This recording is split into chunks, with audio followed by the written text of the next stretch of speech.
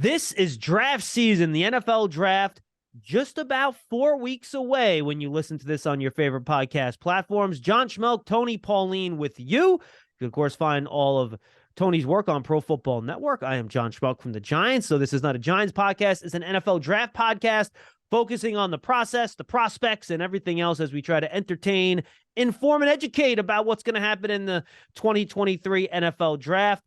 And it's draft season, which means pro day season is going strong around the country. Our very own Tony Pauline was in Columbus for Ohio State's pro day. We will talk about that and a lot more as rumors, news, numbers, testing, and all that stuff kind of leaks out from all these pro days. And Tony's as locked in as anyone, and he'll give you all that as you move ahead here on draft season. Tony, how's your traveling been? I hope all is well, my friend.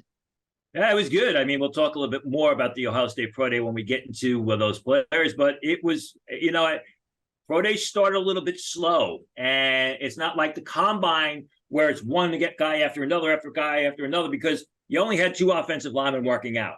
And, they work them out hard, but, you can only do so much before the guys are going to pass out. So it's a little bit of a different pace compared to what people are used to at the Combine.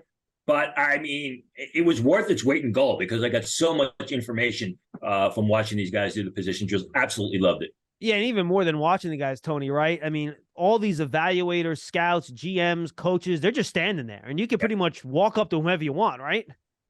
You can. I mean, they kind of have people cordoned off, and you got to know your place. You don't want to bother Frank Reich while he's sitting there, closely inspecting CJ Stroud. You may get thrown out on your ear, but yeah, there are tons of people all over the place. Yeah, no question about it. So we'll get into all that, and then as we move forward along here, folks, here's kind of our game plan here. Next week, we're going to do a mock draft about a month out from the draft, so we'll have that for you next week. Then we're going to dip into a little further into Tony's top fives. We'll get his final top five at each position, but we're not going to talk about the guys we talked about on the previous shows. You'll have to go back and listen to those. They're there for you. We're going to try to dig a little bit deeper into each position group, one show offense, one show defense, to kind of dip into those middle rounds to give you an idea of some of the players you should be keeping an eye on. And then, of course, we'll get to draft week and we'll do all that stuff in terms of getting you ready. Late rumors, breaking news, and, of course, we'll track all the pro days and any trades and news that are happening as well with the draft process. So let's get to it, Tony. Let's start with the quarterbacks, and we'll start with CJ Stroud since you're in Ohio State, but we've also had pro days for Bryce Young, pro days for Will Levis, Anthony Richardson. We'll talk about that on next week's show. He comes a little bit later this week. And then you want to talk about Darren Hall as well, but we can start with CJ Stroud in Columbus. Yeah, it's interesting because I was there, and then I saw the way the media, presented it about how this was a great workout. I thought this with CJ Stroud. I thought he basically completed what he wasn't able to do at the Combine. What do I mean by that? The Combine, all of his short and intermediate stuff was right on the money. At his pro day, his deep stuff was fantastic. And we've talked about it since last September. He is a phenomenal vertical passer, and he showed that during pro day. I thought his shorter and intermediate passes were off the mark, and he was getting frustrated if you saw him. I mean, when I say off the mark, they weren't wild. Receivers were leaving their feet. They were adjusting backwards to grab the passes. They weren't pinpoint accurate, and that's what you want in a pro day. And by the way, Tony, not to interrupt you real quick, but I thought especially when they had him do some of the movement stuff, right? When he was steady in the pocket, I thought he was fine, but when they had him start doing the rollouts, that's when stuff got a little wonky, which is kind of what the hit's been on him a little bit, right? Not only that is, at a pro day, when you are in your own atmosphere, when you're at a place like the Woody Hayes Center, where he's practiced for the past 3 years, and you're throwing to receivers, including Marvin Harrison Jr. and Cade Stover, who are not in this year's draft, you have to be pinpoint accurate. So when receivers are adjusting backwards or leaving their feet, that's a bit of a you don't want to see that, let's say. So I thought overall it was a win for CJ Stroud. I don't think he cemented himself as the guaranteed number one pick because of a couple different things. I thought it was a good performance. I didn't think it was the greatest pro day workout of all time. I've seen better, but he did very well. And he's a very likable guy, CJ Stroud. He comes across very well. He comes across as likable, and I think he's got that going for him. Before we move on from CJ Stroud, how many people were saying, oh man, I wish Marvin Harrison Jr. was in this draft. He'd be like a top 5 pick. Well, that's funny because there's some advanced scouting. I'll talk about that a little bit later on with Jackson Smith-Njigba. Okay. Not as many as you would think, and I'll tell you why. I'll tell you why when we get to the receivers. Oh, that's what you call in the business of tease, folks. Stay tuned. Bryce Young, Tony, he got to go next. Now, we did not see him at the combine. And look, he looked smooth. He looks like a natural at the position, and I think he checked all the boxes, and that was to be be Yeah, but he didn't get on the scale, which was a concern to some people. Shocking. I mean, I think all of us saw that coming, right? 204 pound. Is he actually 204 pounds? I was impressed with some of his longer throws. I thought he put good speed on his longer throws, which was a question mark for me. I didn't see passes hanging in the air the way I did with Mac Jones a couple of years ago. So, I thought he checked that box. The question with him is obviously size, and he's not going to be able to change that. And you're going to have to be comfortable with that. And, you're going to have to build a system around that. Yeah, no question. All right. Before we get to Darren Hall, let's just check in on Will Levis here. And he shows up in the cutoff shirt, showing off the guns, sun's out, guns out. He certainly has the physique for it. But again, I think, this is the phrase I've used since we started doing this podcast this year, Tony. It looks like you took a guy that plays a different position and you hadn't played quarterback. And the ball comes out. He's got a cannon. Yeah. He moves well. He's a good athlete. He looks the part, the size. He checks all the boxes. I think he's worthy of a first-round pick. I don't hate Will Levis. I think Will Levis is going to be a good quarterback someday. I think it's going to take a little time. And I think there are some things you have to figure out with decision-making, turnovers, things like that. But it just doesn't look natural the way it does with Bryce Young and CJ Stroud. I can't quite put my finger on exactly how to explain it, but he just doesn't have that, oh yeah, that guy was born to play quarterback look like Bryce Young has. I want to, you said decision-making, and you're talking about decision-making during a game, and you're absolutely right. But you got to wonder about the decision-making during the workout. And what do I mean? The same criticism I heard during the combine extended to the pro day, and that is the guy doesn't know how to throw a touch pass. The guy doesn't know how to throw short passes. He wants to throw the ball through everybody. He wants everything's one speed, right? He throws the ball through a wall. They said even when he throws corner and fade patterns, rather than putting air in the ball, he tries to throw a dime into the receiver. It's like he's trying to throw the ball through a receiver. He does it even when he's warming up. And, that's part of a decision making. We all know that Will Levis has a huge arm. He made some magnificent deep passes, some of those deep outs right on the money, which are going to wow everybody. But you may only try that 2 or 3 times during a game. Right. It's the 5 and 10 yard screen passes that you have to be able to set up and lead your running back out of the backfield. The easy stuff, right? Right. It's those shorter outs. It's the 8-yard outs that you got to place there, and you may have to put some touch to make it catchable. I'm gonna bring a name in here. Zach Wilson. I mean, everybody got crazed over that one great pass that Zach Wilson made in his pro day, where he rolled down, he threw it 40 yards down the field on dime. Zach Wilson can't throw a short pass, and I'm continue to hear that from people about Will Levis. Yeah, he's got a great arm, and he's hell bent on showing off that great arm. But football, quarterback is more than just passing the ball 30, 40 yards downfield on a dime with speed. And he's not shown that yet. And that is part of the decision-making. We know what Will Levis does well, but, he hasn't shown the ability to make those easy, quick, those easy soft passes, those touch passes throughout this whole process. Yeah, and then the 2 other things I'll bring up, and, I was listening, going through some of the PFF data on him, which they track, deep passes and stuff like that. And he actually, even in his great year in 2021, Tony, while he showed he could do it, he didn't have a ton of big plays down the field either. And you wonder about because, deep passes require touch too, right? You got to put touch on these to time it up. And the other thing I'll throw out there, unlike Anthony Richardson, who we're not going to talk about today, we'll talk about him a lot next week because he'll have his pro day.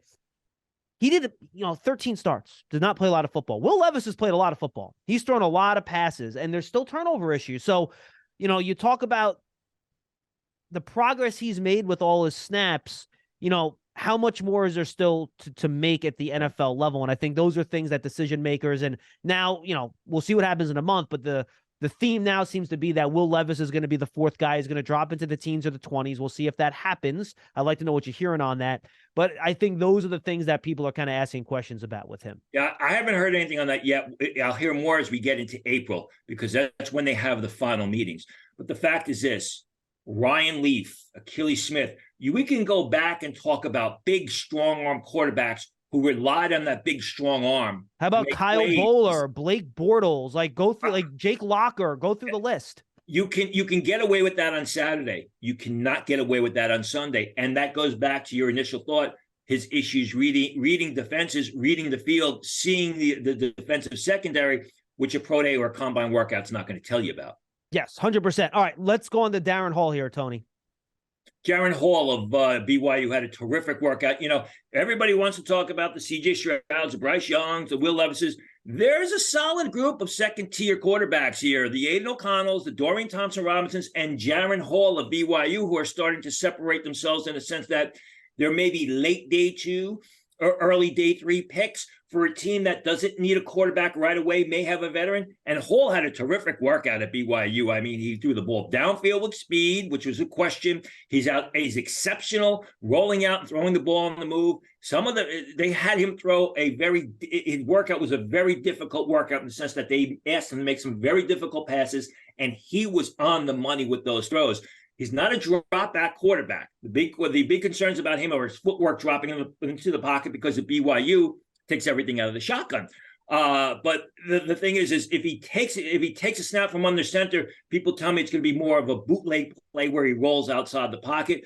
Hall is a guy who I think is very sneaky, could go late third round. I have him more as a day 3 pick, but he's definitely rising up draft boards. And he's not a guy that you're going to draft in 2023 and expect him to start this fall. He's a guy that a year or two down the road, team like the Los Angeles Rams or even the Detroit Lions that are looking for a future quarterback could go in that direction. Yeah, I love Aiden O'Connell as that. You want a guy that's going to be a really good backup quarterback for like 12 years in the NFL. And if you need him to start 4 or 5 games, you can get away with it. I think, he's not mobile, but he's accurate. He can stand in the pocket.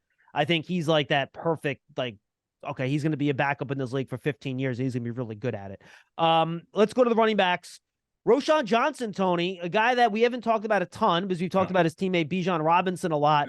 But look, he was only at the Senior Bowl for 1 day until he hurt his hand, if I remember correctly, right? Correct. And look, you want to talk about a guy that checks all the boxes in terms of size. He's impressive to me, and I think he's going to be a day 2 pick, and he's going to be a really good back in the NFL. Took a back seat to Bijan Robinson, but did a good job of it. Didn't whine, didn't transfer. And the thing about Roschon Johnson that he showed during his pro that teams love so much is he's a complete back. He gets downhill. He's a pounder. He's also got good short area quickness. He can catch the ball out of the backfield, and he's an exceptional blocker, either for the passer or if you watch the Texas film, he gets out front and blocks for Bijan Robinson exceptionally well. So you're right. He's a day 2 pick. He's going to kind of fall under the radar, but he's one of those guys who could be a real good number 3 back. What I'm hearing is could be a real good number 3 back at the next level as a pass catcher, as a short yardage runner, or as a blocker if necessary. People were impressed with the versatility and the skill that he showed during the Texas Pro Day, and that has helped elevate his draft stock. Yeah, people want timeshare running backs, and he definitely has the skill set where he can have specific areas where we could use him in and I think play more than 50% of the snaps depending on where he ends up. All right, let's go to Chris Rodriguez Jr. Tony, this is someone I don't think we've mentioned once so far on draft season, so tell the fans about him. Yeah, ran 4.52 during his pro day. Scouts wanted to see that he was going to run under 4.55. Tell fans where he's from, Tony. What school? I'm sorry, Kentucky. He's the guy from Kentucky. He was suspended the first 4 games this season for something that it turned out he was completely innocent of. He is your Roschon Johnson type in the sense that he's a bigger back. He's more of a downhill ball carrier, but he's a violent runner. I mean, he is an explosive, violent runner. He will carry the pile. He will pick up a lot of yards off initial contact. He's a good pass catcher out of the backfield. His pro day last week, teams wanted to know that he wasn't a 4.65 guy. He ran a 4.52. That really helps him a lot.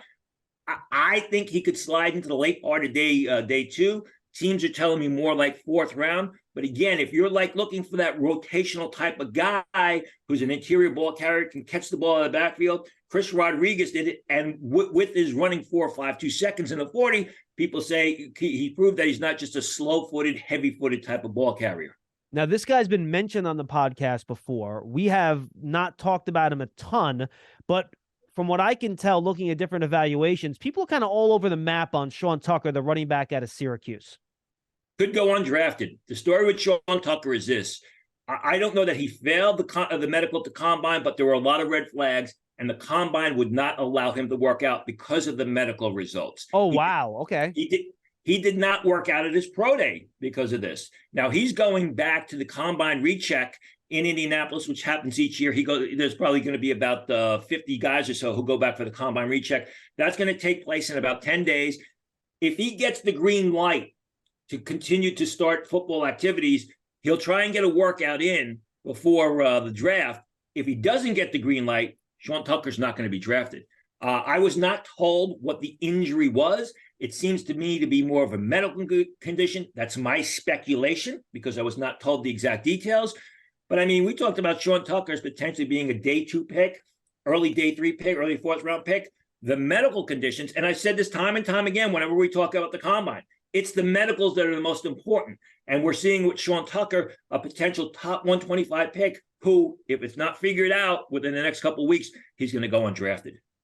Yeah, and that's the thing we like to stress here too. We could talk about the guys on tape, and Tony obviously, hears a lot of stuff through his reporting, but things like medical, off the field, there is stuff that teams have that we don't. So you got to keep that in mind as we do all these evaluations, and then we see where the teams draft these players. All right, let's go to tight end. Another guy with some medical issues is Dalton Kincaid, Tony. It came out, and I believe he said it himself, one of those little bones you have in your back. He had a fracture on one of those, so he really hasn't been able to do anything yet in that pre-draft process. Jim Nagy told us that when we had him on before the Senior Bowl. And again, he did not work out at his pro day. So is he going to do a workout before the draft, do you think? What's going on with Dalton Kincaid? I was told it's sort of going to be a wait-and-see situation. If they can get a workout in before the draft, they will. It's a situation where they don't want to get a workout in where he's doing vertical jump, where he's running routes, and he re-injures he refractures or hurts that fracture he has in the small area. Or frankly, back. Tony, if he's hurt, you don't want him to do it, and then his times and jumps aren't good. That's just going to hurt him, Or he's not ready for camp or something like that. So right. I'm told with Kincaid, it's sort of we'll see what happens moving forward. I got to say it's less than 50-50 right now. He gets a workout in. But as I said, when I wrote about it, Pro Football Network, I don't know that he really needs to. Yeah, you want to get a time on the guy. You want to see that Dalton Kincaid is not just, a 4.8 guy who looks really fast on film, but you watch Kincaid, he streaks down the sidelines, he gets into the secondary, he beats linebackers, he beats safeties, and he's a tremendous pass catcher. It'll be interesting to see if he works out before the draft. I don't know that it's going to happen, though. And he's great after the catch, too, by the way. Just good player. I think. Do you think he's the first tight end off the board, Tony? If you had the bet right now? I still think it's going to be Mayer. Especially Mayer first? Mayer ran the 4.7 at the combine, and we all thought he was a 4.8 guy. Mayer he's not the downfield threat, but he's a sturdy pass catcher. He'll get in the crowd like Kincaid, and I think he's a better blocker. And we'll play this game more next week. How many tight ends in the first round for you do you think go? 2, maybe 3. I think it's going to be Mayer and either Musgrave or Kincaid, or Musgrave and Kincaid. Fair enough. All right, let's go to wide receiver. You mentioned you were at the pro day and you teased this. Jackson Smith-Njigba, he did run the 40, something I think both of us didn't think he was going to do. Albert Breer reported, I think he had a 4.51 or 4.53 on one watch, something like that. Those are kind of the times that have been around. Now, we also know that Ohio State pro day times are usually very fast. So I don't know how they set up the 40-yard dash. Is it a 39-yard dash? Is it a downhill 40-yard dash? Whatever the case might be. But that time, I think, is exactly where we all thought he was going to be, and I think that's certainly good enough given what he's shown on tape. Yeah, well, I had 4.48. I was hearing 4.48 to 4.53, and I heard a lot of 4.48s, and the release that was sent out was 4.48. Now, it's interesting you say that about Ohio State because I brought that up. Ohio State back in the day used to have a piece of turf that was hard as a rock that they would run the 40-yard dash on. When I was there, they just ran it basically on the field, on the practice field. It was not a specific area. So I don't know that you can say you got to add 5/100ths of a second to the time. The fact is this, people will say, well, Smith-Njigba, he only runs a 4.48, he ran a 4.5. The route running was incredible. The footwork was incredible. I mean, the change of direction, seamlessly getting in and out of routes with great balance, multiple cut routes that he would run completely on balance, caught a great pass downfield. You mentioned Marvin Harrison Jr. before. Here's the thing. You could see a stark difference. Marvin Harrison Jr., when he was asked to run the same routes as Jackson Smith-Njigba, he would have to throttle down, gather himself, get in and out of breaks. Where Smith-Njigba was seamless at it. It was natural to him. It was like a ballerina, if you will, with the footwork and with the balance. So I think with him is, more and more, we've talked about this on the phone, on the show. Yeah, you want that guy who runs a 4-3, but you also want that guy who can separate, and underneath coverage, who can separate 15 yards down the field. Smith-Njigba not only showed that on film, but with the footwork and the routes that he ran during pro day, it was absolutely a thing of beauty. There's no doubt about it. Yeah, I think I've gone back and forth on this a million times. I think he's my wide receiver 1. He's my top-ranked wide receiver in this class, Tony. I always go with the route runners. He's fast enough. We have questions about everyone at the top of this wide receiver class, and I think I have the fewest questions about him. All right, let's go to Demario Douglas. This is somebody we have not talked about. Tell the fans about him, school, and what he did at his pro day. Demario Douglas from Liberty, an underclassman, participated in the Shrine game. He was fantastic in Shrine Bowl practices. He's almost like a Jackson Smith-Njigba light in the sense that he ran in the high 4.3s at the combine. He is a sensational route runner. He's a little bit small, 5'8 1/4, 30-inch arms, 8 3/4-inch hands, but he ran a 7-flat 3-cone at during pro day, which is a good time. He showed that great route running ability. He catches everything that's thrown in his direction. He's a day 3 pick. He's going to fall under the radar. Again, he's had a great process. Really good at the Shrine game. Terrific combine. Excellent pro day. Going to be a day 3 pick. He's going to be a terrific slot receiver, return specialist at the next level. He was asked to field punts during his pro day. Did a real good job of it. And a guy who is number 4, maybe number 3 receiver at the next level. All right, let's go to Tank Dell out of Houston. Yeah. I know there was some controversy about his 40 time at the combine. It wasn't as good as people thought. It was high 4.4s, right, if I recall. He was awesome at the Senior Bowl in Mobile.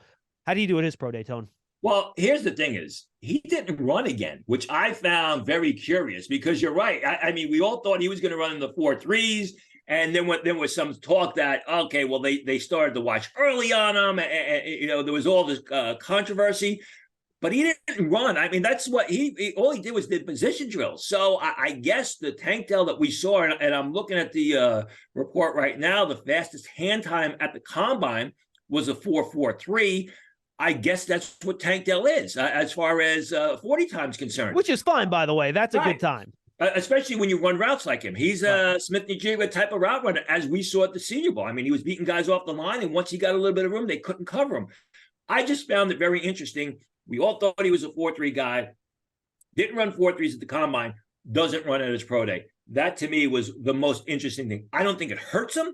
I still think he's a third round type guy. He's going to have to improve as a punt returner because he's going to be asked to do that. And if you remember at Senior Bowl practices, he was dropping as many punts as he was catching passes when they had him do that.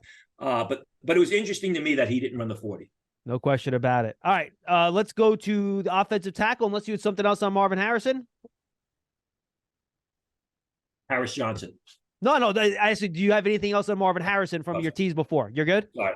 No. That was it. It was just that, everybody, obviously Marvin Harrison is going to be a top 10 pick or is projected to be a top 10 pick in 2024. He's a great receiver. He's long, he's fluid, he's got good speed. But again, when you pair him up to a guy like Smith-Njigba, you can see, I don't want to say that he's a bad route runner, but when you pair him up next to a great route runner, you see a big difference. Well, and bigger guy, too. It's always going to be a little, tougher for those guys to come in and out of breaks. No question about it. All right, let's go offensive tackle. You had 2 of them that could be first-round picks. We'll see at the Ohio State Pro Day, DeJuan Jones and Paris Johnson.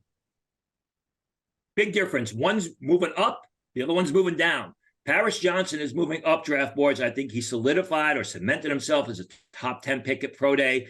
Basically did position drills. And, he was a bigger version of Jackson Smith-Njigba in the sense that he showed great footwork. He showed great balance. A lot of the drills that they had him do are not relevant to football, but what they want to see is if you can move if you can move easily, if you got quick feet and you can be on balance and you play with great body control. And that's what Paris Johnson did. You want to use the term dancing bear. You want to use the term, he looked like a 311-pound power forward out there. Whatever you want to say, Paris Johnson was outstanding. DeJuan Jones is going in the other direction. DeJuan Jones didn't work out at Pro Day, sat on his combine numbers, did not even get on the scale at Pro Day. And there were a lot of people who were very upset about that. He hung around in gray sweats all day, talked to a few people. But from what I'm hearing, they're going in opposite directions. You know, you come out of the Senior Bowl, he had that one great day of Senior Bowl practice, then he packed it up and he left.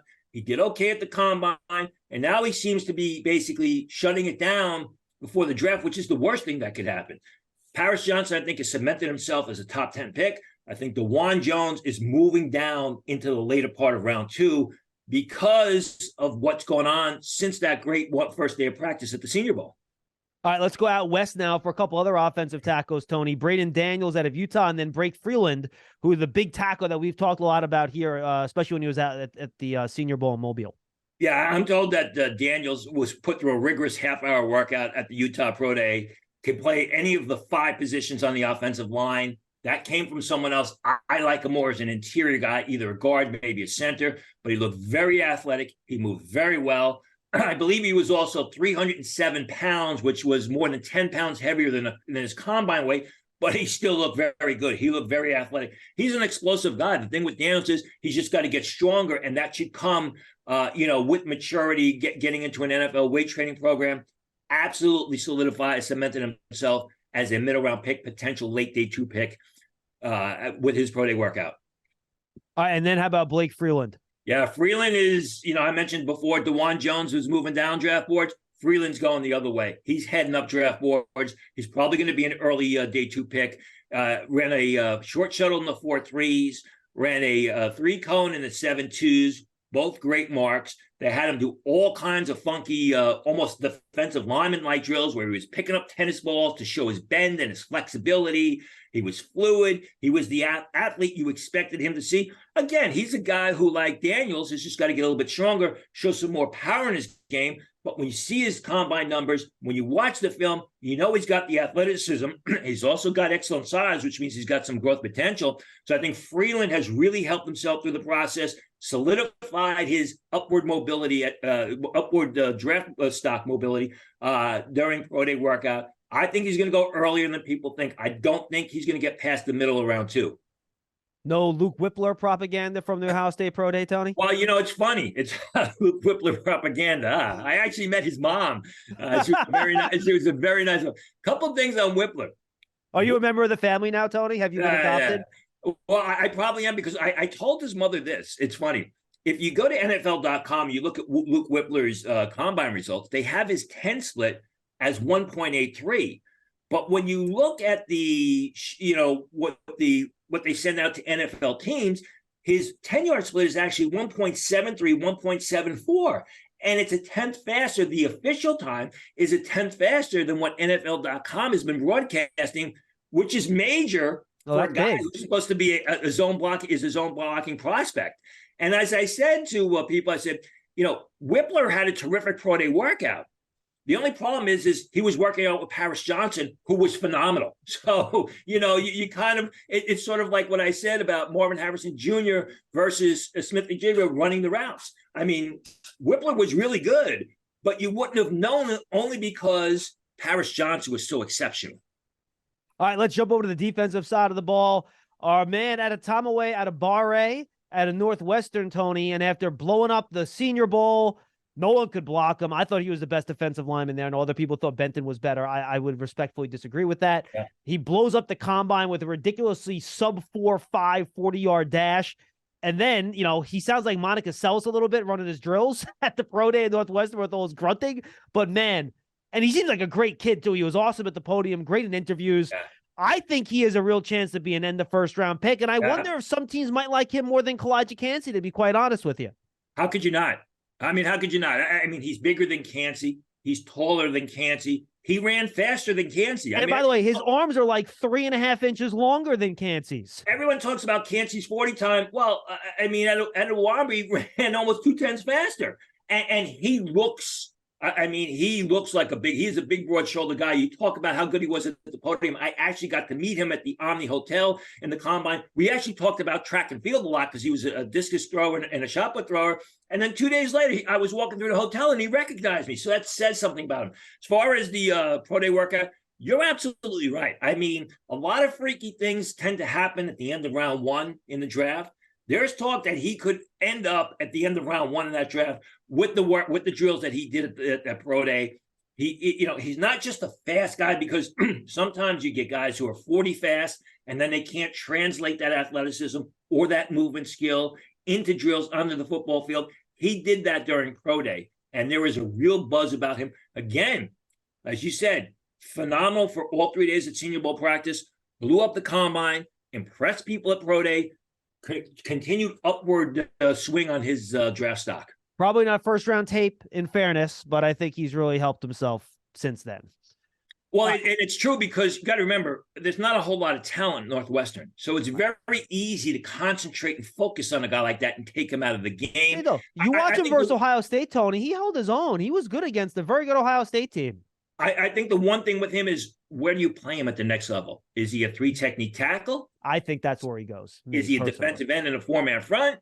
Can he handle the duties of end in a 3-man front if you're playing one-gap systems? So it's a question of, where do you play him at the next level?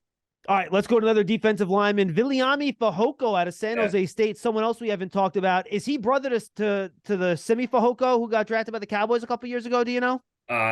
No, I have no idea. Okay.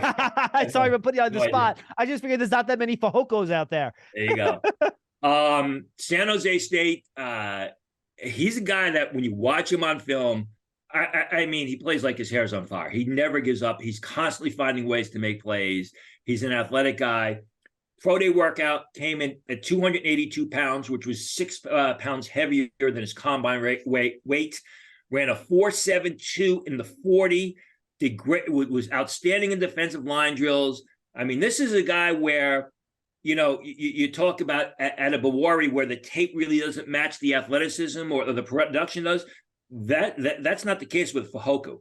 I mean, because the tape is brilliant. It's really good. I mean, he makes a lot of plays and he's omnipresent. And now he's got these combine and pro day marks, and he looked good during pro day drills. No one's talking about this cat. I could absolutely see him sliding into the late part of day 3. Pardon me. By the way, I looked up his little NFL.com draft profile here. They don't mention Simi Fehoko, who I believe went to Stanford, Tony, if I'm not mistaken, right? The wide receiver a couple years ago. But he is second cousin to Vita Vea. Wow. So there you go. There you go. So there is some familiar ties there.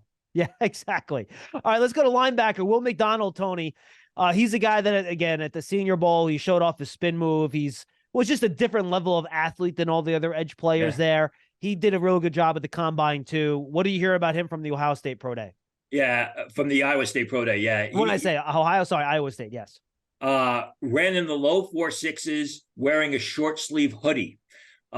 Which people say, well, if you wore a t-shirt rather than the hoodie, you probably would have ran in the high 4.5s because of the without the drag resistance. Looked absolutely phenomenal. I mean, he stole the show as people expected him to be. Expect him to do. Ran in the 4. In what I was told, he ran a 6.60 in the 3-cone. Woo! And then he told a team that, well, I touched the cone. No one saw him touch the cone, but, Honest Abe here tells the teams I touched the cone. They have him run it again. He runs a 6.80, but a lot of the teams said, well, we didn't see him touch the cone the first time, so we're keeping the 6.60. He's got that athleticism. The one criticism I heard about McDonald during his pro day is he's too fast for his body, because he can be all over the place because he's such a good athlete. He's just got to learn to, keep it in tight.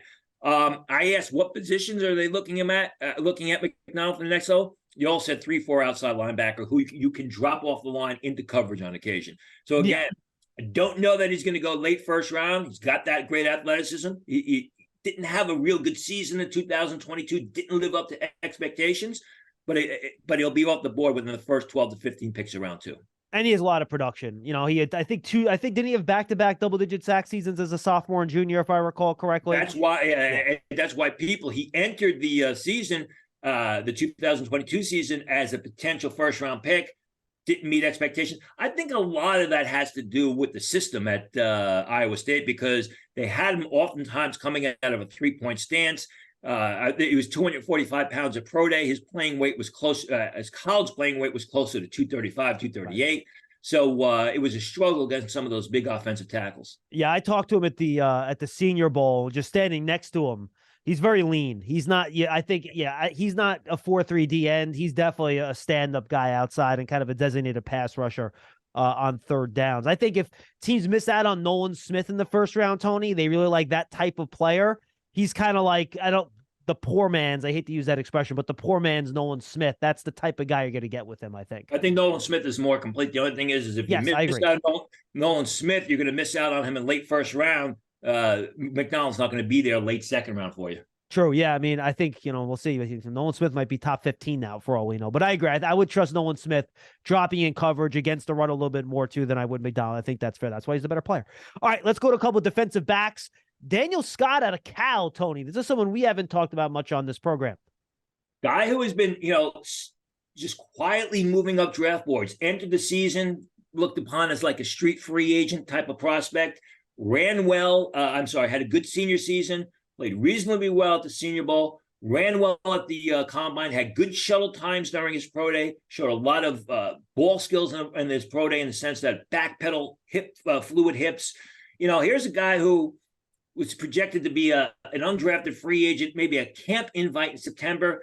With the senior season, with the Senior Bowl, combine, and the pro day, he may now sneak into the late part of day 3, especially when you think about how thin the safety class is. People like his brand. Obviously went to Cal, so he's a smart guy.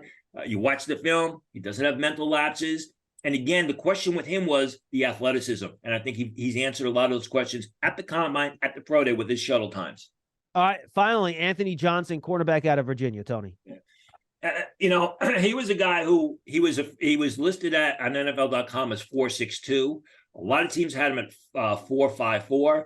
I'm told his position drills were so good during pro day that scouts actually gave him a standing ovation. Well, scouts usually stand at that pro day, so they were giving him a big round of applause. Well, it would be very cold if they all sat down after he finished. Yeah. He's a big guy. He's a tall guy. He's very fluid. I think even at 4.54 or 4.56, the deep speed is a concern, but he's a physical cornerback. They just love his skills. They love his fluidity, and he's got the underlying ability to be a corner at the next level. It's just what type of system are you going to play him in, because you can't pair him up against a 4-3 receiver, because if he doesn't get the jam on the receiver, can't slow him up at the line of scrimmage, there's a good chance that the receiver is going to go streaking by him. But the thing with Johnson is this. After the combine, people thought, he had run himself out of the combine. Now you're looking at the water seeking its own level. He solidified himself as a middle round choice. Water seeking its own level. I like it, Tony. Very good. My dad used to say that to me all the time. So, all right. Before we say goodbye, what are you looking forward to the next week or so that fans should be keeping their eyes on as we head to our next draft season airing next Wednesday? Well, obviously, later this week is the TCU Pro Day. We're going to see what Quentin Johnson does. There's a lot of talk. I think everybody expects Quentin Johnson to go out there and run the high 4.3s, the low 4.4s. Let's keep an eye on that. I don't know if that's going to happen. Is he going to run, Tony? I'm told right now, very likely he will run. I just don't think he's going to run as fast as a lot of people think. So, and again, with Johnson, you're talking about a guy where the size and the speed were the greatest attributes because of the inconsistency catching the ball, because of the poor route running. And you figure, well, okay, we'll be able to teach that all along.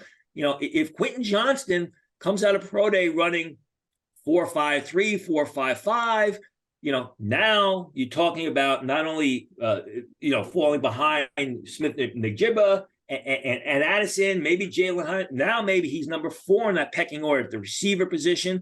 Kansas State goes later this week. Want to see how their defensive end does. It's all, and then you're going to have the guys who are injured who are going to try and get some pro days in or get some workouts in their own personal pro days before the draft. And Anthony Richardson as well will do the exactly thing at Florida. So we'll keep an eye on all of that. Guys, enjoy it. Again, we're going to have one draft season a week until the draft. We'll probably do 2 draft week, a mock draft on one day, and then we'll kind of do a quickie, Tony, what he's hearing the latest of on Wednesday. We'll try to do that maybe Wednesday morning. We'll get it up right away so it's timely, and we'll do our mock draft on Monday that week as we head into draft season here with only about a month to go to the draft. Tony, good stuff, my friend. Always good to talk to you, brother. See you next week. For Tony Pauline, I'm John Schmeelk. This is draft season.